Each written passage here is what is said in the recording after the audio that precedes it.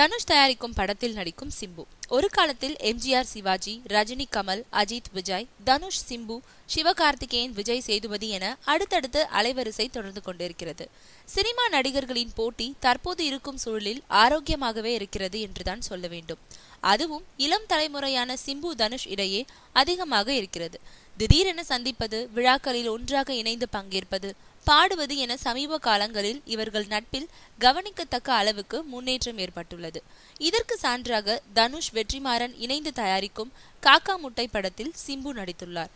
காக்கா முட்டை படத்தில் சிம்புவையும் தனுஷையும் சேர்ந்து நடிக்க வைத்தால் நன்றாக இருக்கும் என்று எண்ணிய படத்தின் இயக்குனர் மணிகண்டன் அதற்கான வேலைகளிலும் இறங்கினார். குறும்படங்களில் ஒளிப்பதிவாளராக பணியாற்றியவர் இப்போது காக்கா முட்டை படத்தின் மூலம் இயக்குனராக அறிமுகமாகிறார்.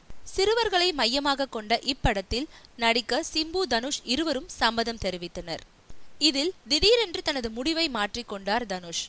தயாரிப்பாளராக மட்டும் இருக்கின்றேன், நான் இந்த படத்தில் நடிக்கவில்லை என்று கூறிவிட்டாராம். அதனால் அவரை தொந்தரவு செய்யாமல் விட்டுவிட்டனர். தற்போது சிம்புவை மட்டும் வைத்து அந்த சிறப்பு காட்சிகளை எடுத்துள்ளனர். விளம்பரங்களிலும் சிம்புவை முன்னிலைப்படுத்தி போஸ்டர்கள் தயாராகி கொண்டிருக்கிறதாம்.